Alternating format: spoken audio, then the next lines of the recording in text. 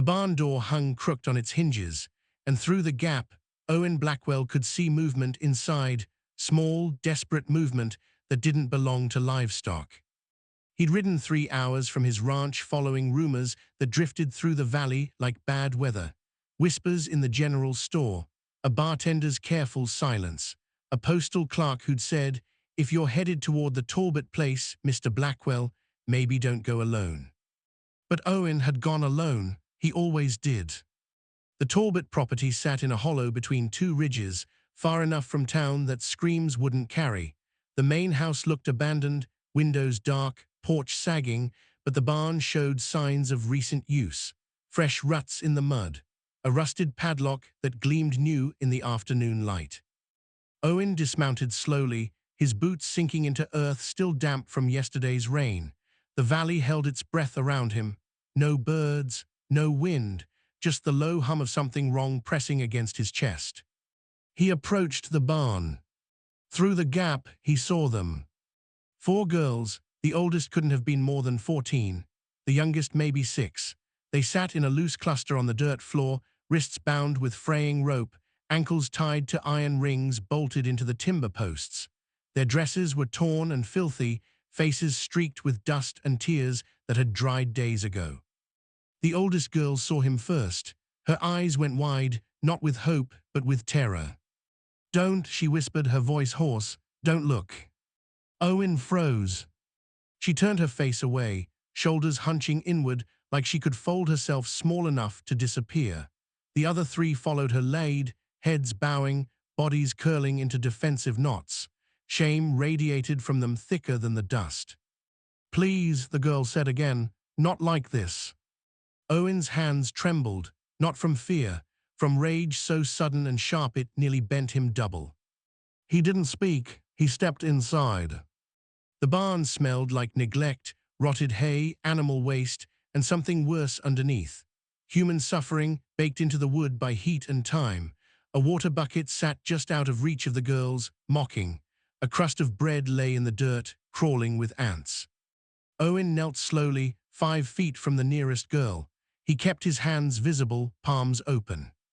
"I'm not here to hurt you," he said quietly.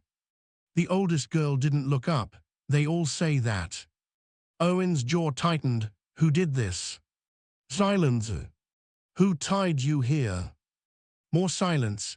Then the second oldest, maybe 12, with dark braids and hollow eyes, spoke in a flat, dead voice. "Our uncle said we were more trouble than we're worth. Said he'd sell us to the highest bidder or leave us here till we learned to be grateful." Owen felt something crack open inside his chest. Where is he now? Town, getting drunk, probably. He'll be back by nightfall. The girl's voice didn't waver. She'd said these words before to herself in the dark. He always comes back. Owen reached into his coat and pulled out a folding knife. The girls flinched as one, a synchronized recoil that told him everything he needed to know about what they'd endured. "Easy," he said, "just the ropes." He moved slowly, cutting through the bindings with careful strokes. The oldest girl, he'd learned her name was Clara, stared at him with suspicion so deep it looked like hatred. "Why?" she asked. "Why what? Why help us? What do you want?" Owen paused, the knife still in his hand. The question landed like a punch. These girls had been taught that kindness was a transaction, that mercy had a price. "Nothing," he said. Clara laughed, a bitter, broken sound. "Nobody wants nothing." Owen finished cutting the ropes and stepped back, giving them space. The youngest girl whimpered and crawled to Clara, burying her face in her sister's chest. The other 2 stayed frozen, eyes darting between Owen and the barn door like trapped animals calculating an escape. "My name's Owen Blackwell," he said. "I run a cattle ranch about 15 miles northwest of here. I heard there were girls in trouble, so I came." "To buy us?" Clara's voice was sharp as glass. "No, to take us anyway." Owen met her eyes. "To get you somewhere safe." Clara studied him for a long moment, weighing his words against a lifetime of broken promises. Finally, she shook her head. "There's no such place, not for us." "There is," Owen said. if you'll trust me long enough to find it." Before Clara could answer, the sound of hoofbeats echoed from the ridge above. Owen turned toward the barn door, his hand instinctively moving to the revolver at his hip. A man's voice, slurred and loud, cut through the afternoon air. "Girls, you best be prayin' I brought food, 'cause I ain't in a charitable mood." Clara's face went pale. "That's him, that's Uncle Sealers." Owen stepped toward the door, positioning himself between the girls and the approaching voice. His heart hammered, but his hands were steady. "Stay behind me," he said quietly. The barn door swung open, and Sealers Talbot stumbled. Ed inside, a wiry man with a face like sun-cracked leather and eyes that glittered with mean intelligence. He stopped short when he saw Owen, swaying slightly, whiskey fumes rolling off him in waves. "The hell are you?" Sealers demanded. Owen didn't move. "Someone who's taking these girls out of here." Sealers's expression shifted, confusion, then anger, then something colder. He smiled, showing brown teeth.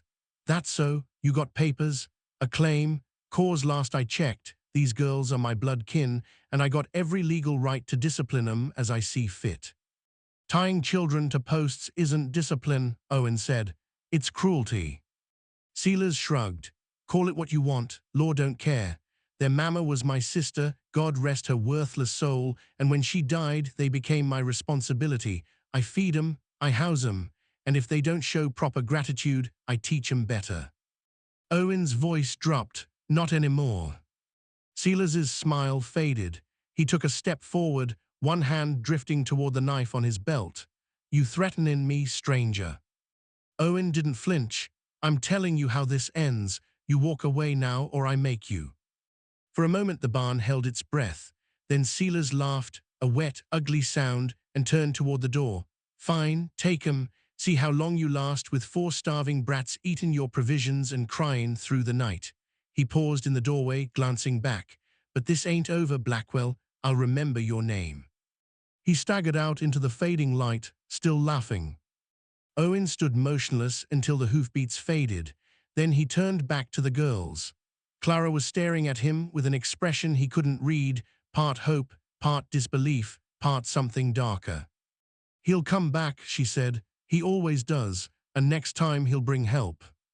Owen nodded slowly. "Then we'd better be long gone before next time." He held out his hand.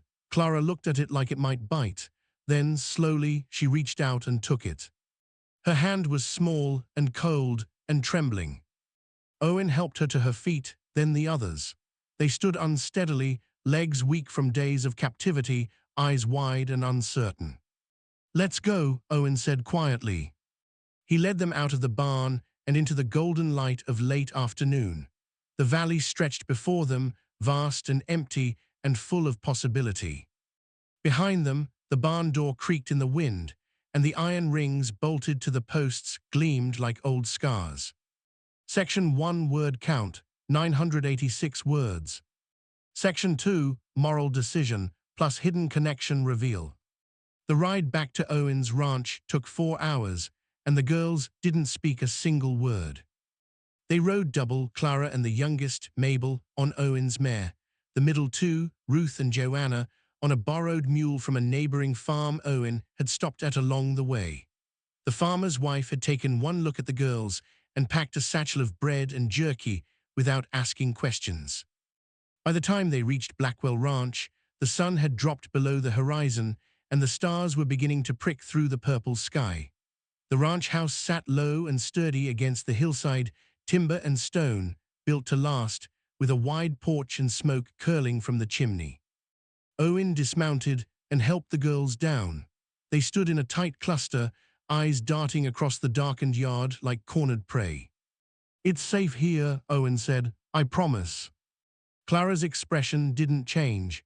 "You promised us safety before we left the barn. How much further does your promise stretch?" Owen met her gaze. "As far as it needs to." He led them inside. The ranch house was sparse but clean wooden furniture worn smooth by use, a stone fireplace crackling with warmth, shelves lined with books and maps. A pot of stew simmered over the fire, filling the room with the smell of beef and vegetables. The girls stared at the food like it might vanish. "Sit," Owen said, gesturing to the table. "Eat, then we'll talk." They sat cautiously, perched on the edges of their chairs like birds ready to flee. Owen ladled stew into 4 bowls and set them down. For a moment, no one moved. Then Mabel, the youngest, with tangled blonde hair and dirt-streaked cheeks, grabbed her spoon and began eating with desperate, gulping bites. The others followed. Owen stepped back, watching them devour the meal with a hunger that went deeper than empty stomachs. He poured water from a pitcher, set tin cups beside each bowl, and waited. When they'd finished, Clara looked up at him. Her face was still guarded, but something had shifted, a crack in the armor. "Why are you doing this?" she asked. Owen pulled out a chair and sat across from them. "Because it's the right thing to do." "That's not an answer." Owen was quiet for a moment, choosing his words carefully. "Your mother's name was Catherine Talbot. Before she married, it was Catherine Merrick." Clara's eyes widened. "How do you know that?" Owen exhaled slowly. "Because I knew her a long time ago." The barn went still. The fire crackled. Outside, a coyote howled in the distance. When Clara's voice was tight, controlled. 16 years ago. I was 19. Your mother was 17. We grew up in the same valley, different ranches, but close enough that we saw each other at church, at barn dances, at cattle drives." Owen's gaze drifted to the window, seeing a past only he could reach. Catherine was kind, brave. She had a way of seeing the good in people even when they couldn't see it themselves. Clara's jaw tightened.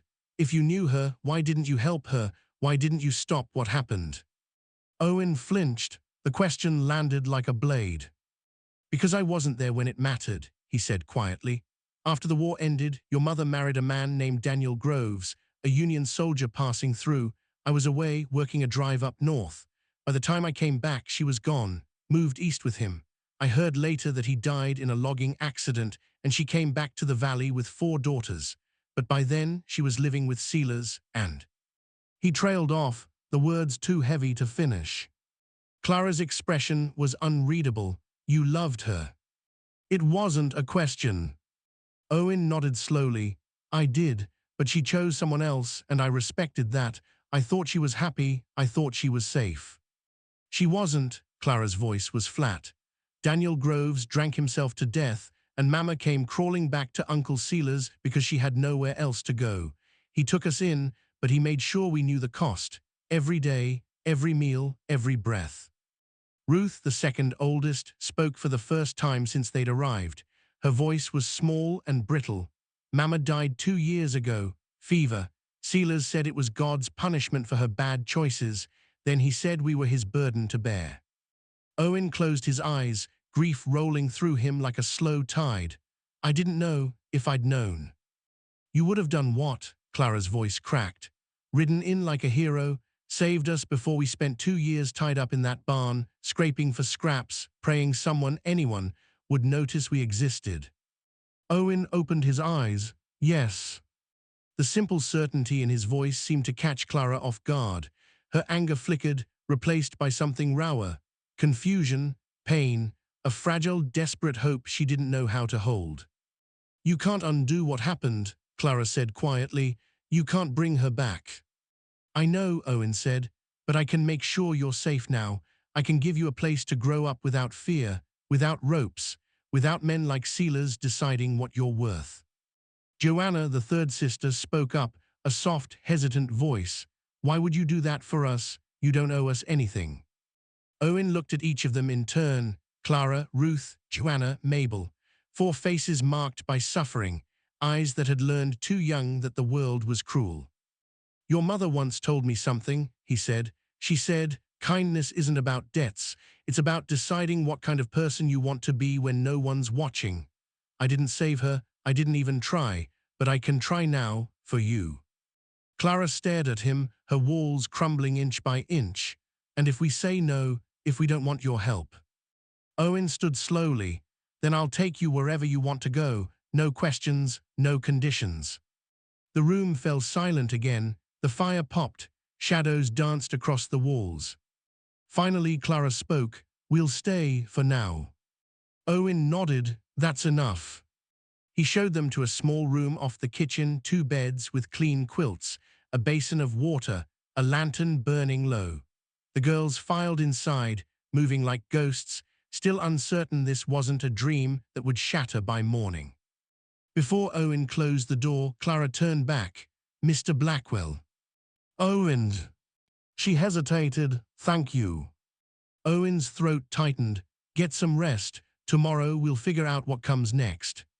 He closed the door softly and stood in the darkened hallway, listening to the muffled sounds of 4 girls whispering to each other in the safety of a locked room.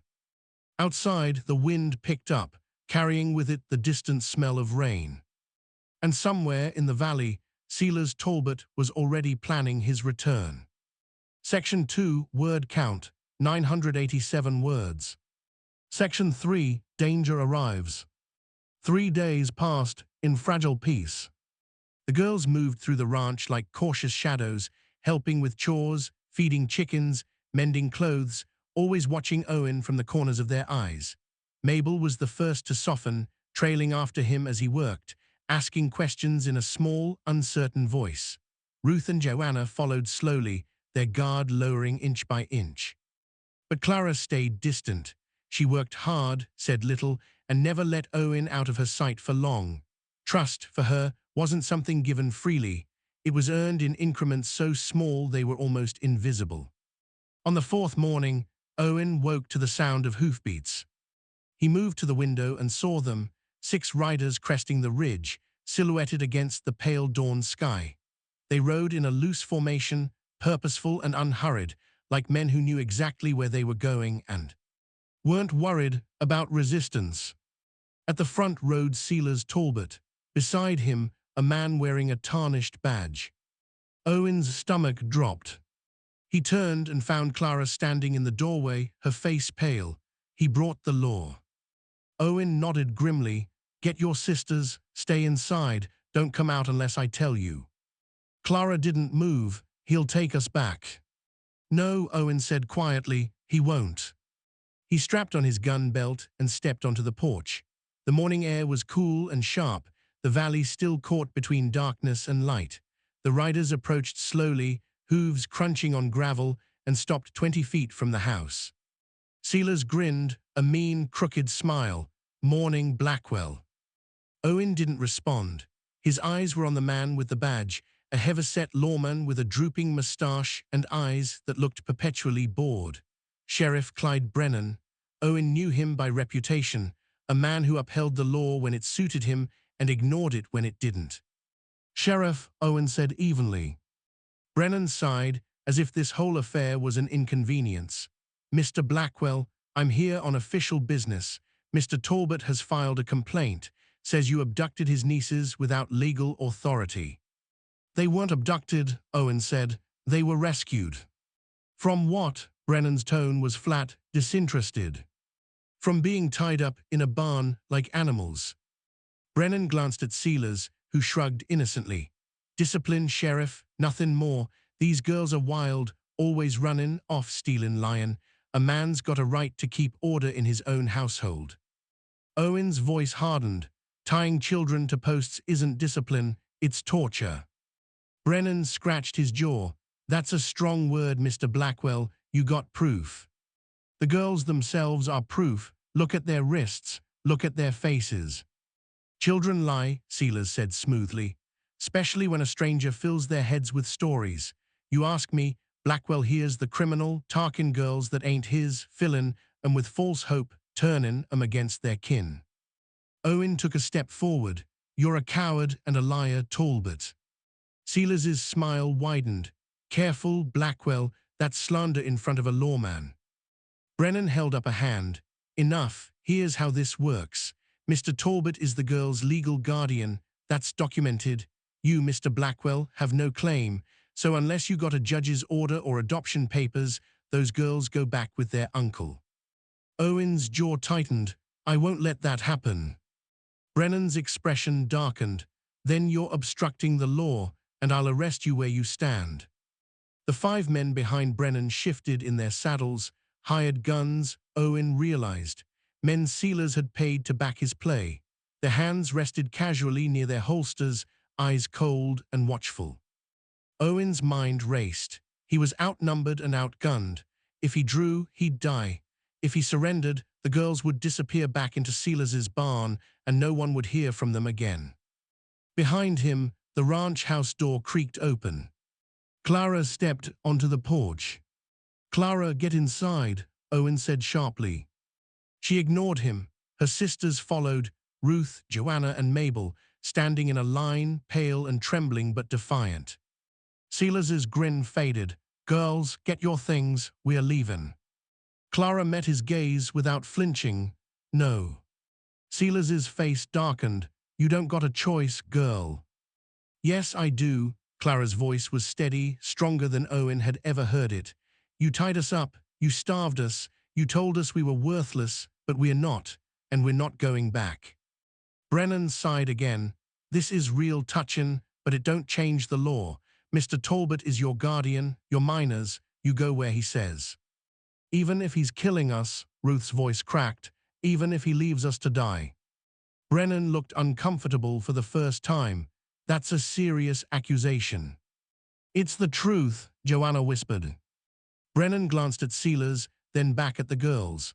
For a moment, something flickered in his eyes, doubt, maybe, or shame, but it passed quickly, replaced by bureaucratic indifference. "I'm sorry," Brennan said, "but my hands are tied."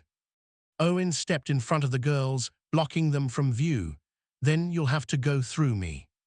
The valley went silent. Even the wind seemed to hold its breath. Brennan's hand moved toward his gun. "Don't make this harder than it needs to be, Blackwell." Owen didn't move. "Some things are worth standing for."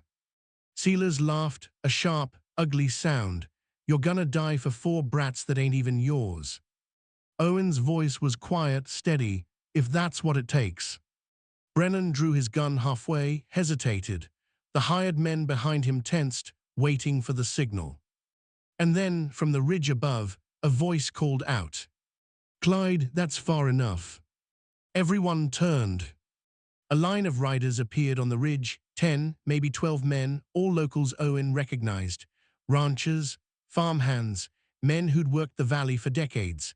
They sat motionless, silhouetted against the rising sun, rifles resting across their saddles.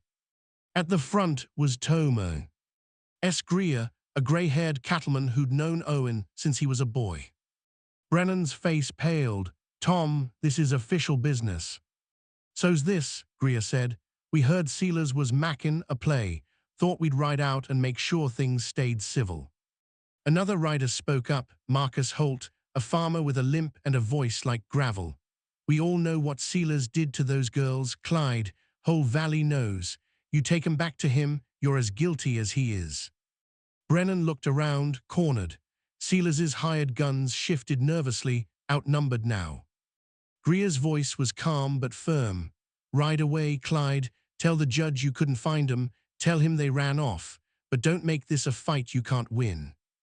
Brennan stared at Greer for a long moment. Then he holstered his gun and turned his horse. "This ain't over, Blackwell."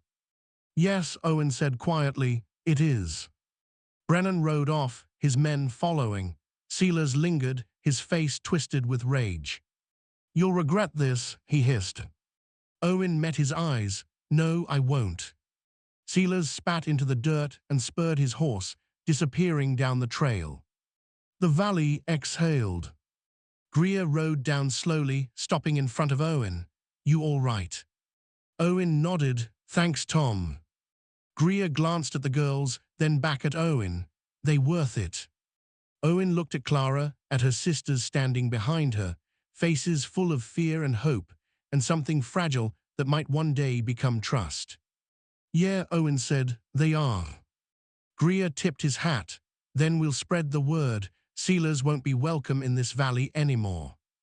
He rode off, the other men following, their shadows stretching long across the morning grass. Owen turned to the girls. They stood frozen, wide-eyed, processing what had just happened. Clara's voice was barely a whisper. "They came for us." Owen nodded. "People are better than you think when it matters." Mabel ran forward and threw her arms around Owen's waist. He stiffened, then slowly placed a hand on her head. The sun rose higher, painting the valley gold. And for the first time in years, the Blackwell Ranch felt like home. Section 3, word count, 980 words. Section 4, human connection. The weeks that followed were quiet, but not peaceful. Peace, Owen learned, wasn't the absence of danger. It was the slow, painstaking work of teaching someone to believe in safety again. The girls settled into rhythms.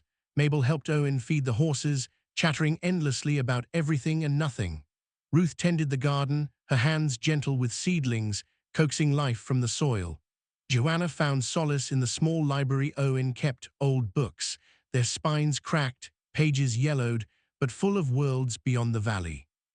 And Clara worked, harder than anyone. She mended fences, hauled water, chopped wood, scrubbed floors until her hands were raw. She never asked for help, never complained, never stopped moving. Owen watched her with growing concern. One evening, as the sun dipped low and the others sat on the porch shelling peas, Owen found Clara behind the barn, stacking firewood with mechanical precision. Clara. She didn't look up, almost done. It's late, you've been working since dawn. So. Owen leaned against the barn wall. So you're allowed to rest. Clara's hands paused. I need to earn my keep. You don't owe me anything. She finally looked at him, and the exhaustion in her eyes was staggering.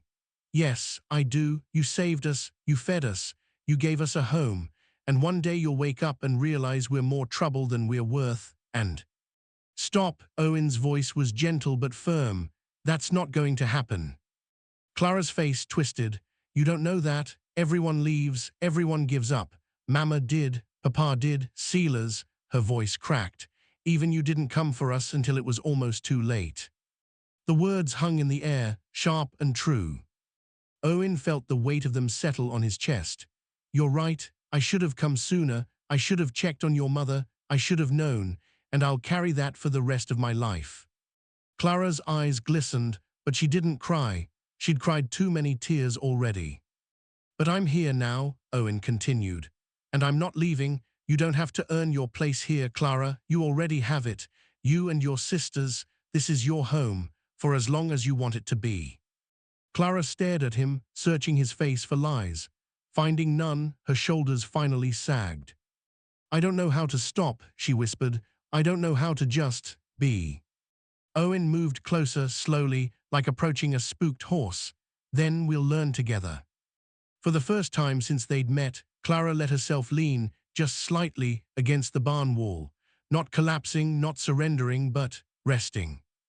They stood in silence as the sky turned purple, then black, stars emerging one by one. Finally, Clara spoke. You really loved her, my mama. Owen nodded. I did. Do you see her in us? Owen considered the question.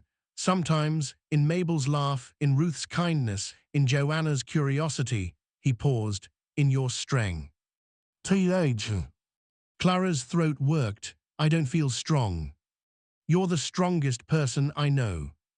She looked at him, and for the first time, something like a smile ghosted across her face. You don't know very many people. Owen chuckled, fair enough. They walked back to the house together, side by side, the distance between them just a little smaller than before. So let me ask you, if you were in Owen's place, would you have opened that barn door? Would you have taken on 4 broken, grieving girls and promised them safety, knowing the cost? Take a deep breath, pour yourself some coffee. Think about what it means to carry someone else's burden when the world says it's not your responsibility. If you're still with me, tap subscribe so you don't miss how this story ends. And tell me in the comments, what time is it where you are right now? Inside, Ruth had made cornbread. Joanna had set the table. Mabel had drawn pictures on scraps of paper, stick figures holding hands under a crooked sun. They ate together, the 5 of them, in the warm glow of the fireplace. The conversation was light, small jokes, gentle teasing, the kind of mundane comfort that comes from knowing you're safe. After dinner, Owen pulled out a worn leather case from a shelf. Inside was a harmonica, tarnished but functional. "Your mother taught me to play this," he said, holding it up. "She said music was the only thing that could make hard days bearable." Clara's eyes widened. She played. Like an angel, Owen put the harmonica to his lips and played a soft, mournful tune, something old and aching and full of memory. The girls listened, transfixed. When he finished, Mabel clapped. Ruth wiped her eyes. Joanna smiled. Clara just stared at the harmonica, her expression unreadable. Can I try?" she asked quietly. Owen handed it to her. She held it carefully, as if it might break, and brought it to her lips. The first notes were clumsy, hesitant, but then she found a rhythm, simple, fragile, but beautiful. When she lowered the harmonica, her eyes were wet. "She would have loved this," Clara whispered. "All of this, us being safe, being together." Owen nodded. "She would have been proud of you." Clara's breath hitched. Then, for the first time since her mother died, she let herself cry, not the silent, hidden tears of shame, but the deep, wrenching sobs of grief finally given permission to exist.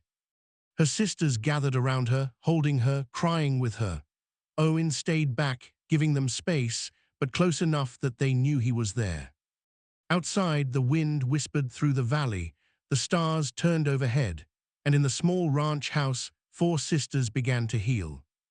Not all at once, not perfectly, but together. Section 4 word count, 978 words. Section 5, full resolution plus epilogue. The seasons changed, and with them, so did the valley. Silas Talbot disappeared. Some said he'd fled east, chased out by shame and the collective weight of a community that had finally decided cruelty wouldn't be tolerated. Others whispered he'd been found face down in a creek, drunk and alone, his death ruled an accident. Owen never asked. He didn't need to know. Silas was gone, and that was enough. Sheriff Brennan didn't return. Word spread quickly through the valley about the standoff at Blackwell Ranch, and the story grew with each telling, how a lone rancher had stood against the law to protect 4 orphaned girls, how the community had risen to back him, how sometimes justice lived outside the boundaries of a badge. Thomas Greer, the gray-haired cattleman who'd led the riders that morning, became a quiet advocate. He spoke to the county judge, a man named Hollister who'd known Catherine Merrick years before. Papers were drawn up. Legal guardianship was transferred. Within 3 months, Owen Blackwell was officially the girl's guardian. But the real change happened slower, in the small, unglamorous moments that no legal document could capture. Clara learned to sleep through the night without waking in terror. Ruth planted a vegetable garden that stretched across half an acre, her hands coaxing tomatoes, carrots, and beans from the soil. Joanna devoured every book in Owen's library, then began writing her own stories, tales of brave girls who saved themselves. And Mabel laughed, loud and often, until the sound filled the ranch like sunlight. Owen taught them to ride, to rope, to read the land. He taught them arithmetic and history, geography and literature. He taught them that strength wasn't the absence of fear, but the choice to keep going despite it. And they taught him things too. That family wasn't blood, it was the people who showed up when the world turned dark. That kindness, even when it came late, still mattered. That redemption wasn't about erasing the past, but building something better from its ashes. 2 years after Owen found them in that barn, the valley began to change in ways no one expected. Clara, now 16, had a mind for numbers and SDR.